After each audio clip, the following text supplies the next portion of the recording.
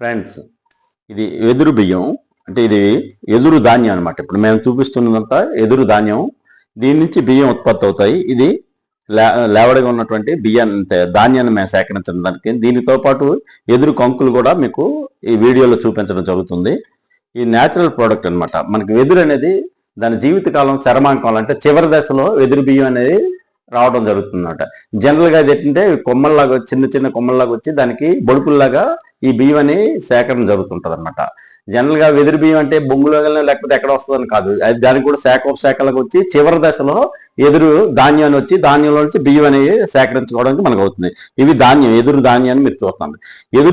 ఈ ఎదురు బియ్యం కూడా మనకి అంటే రకరకాల బియ్యాలు ఉన్నాయి మనకు తెలిసినవి.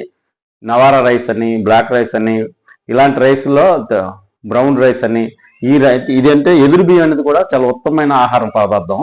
మనం ఈ ఎదురు బియ్యం అనేది యాక్చువల్గా షుగర్ వ్యాధిగ్రస్తులకి ఎంతగా, మధుమేహ వ్యాధిగ్రస్తులు మంచి ఉపయోగకరంగా ఉంటుంది. ఇది ఈ వ్యాధిగ్రస్తులు ఎవరైనా ఎదురు బియ్యం సేకరించుకుని తినగలిగితే చాలా ఉపయోగకరంగా ఉంటుంది. ఎందుకంటే బాడీలో ఉన్నటువంటి షుగర్ లెవెల్స్ని డైరెక్ట్ మామూలు జనరల్ రైస్ తినేటప్పుడు ఎట్ ఏ టైం ఒక్కసారి షుగర్ ఇంక్రీజ్ అవుతుంది.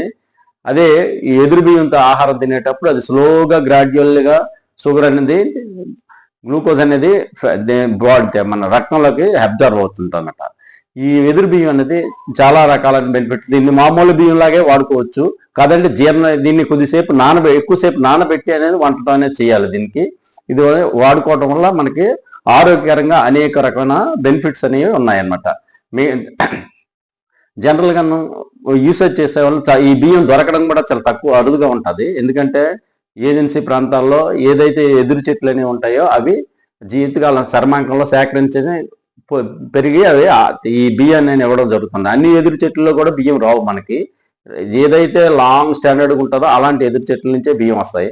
ఆ బియ్యాన్ని సేకరించి మామూలు ఆహార పదార్థంలాగా దీన్ని వండుకోవచ్చు. దీన్ని దోశలు వేసుకోవచ్చు, అలాగే మామూలుగా మన ఆహారంలో అన్నంలాగా వండుకోవచ్చు, నూకల్లాగా చేసుకుని ఉప్మాలాగా చేసుకోవచ్చు, లేకపోతే నూకలు జావలాగా చేసుకోవచ్చు. దీన్ని ఏ రకంగా మన ఆ బియ్యం పదార్థాలతో ఏవేవి చేసుకోవచ్చు, ఎదురు బియ్యంతో కూడా అన్ని రకాలుగా మనం ఆహార పదార్థాలు చేసుకోవచ్చు. డియర్ ఫ్రెండ్స్, మా వీడియో నచ్చితే ఒక లైక్, కామెంటు, షేర్ చేయండి. అలాగే సబ్స్క్రైబ్ చేయండి మా స్నేహితుడి ఛానల్ని. Thank you.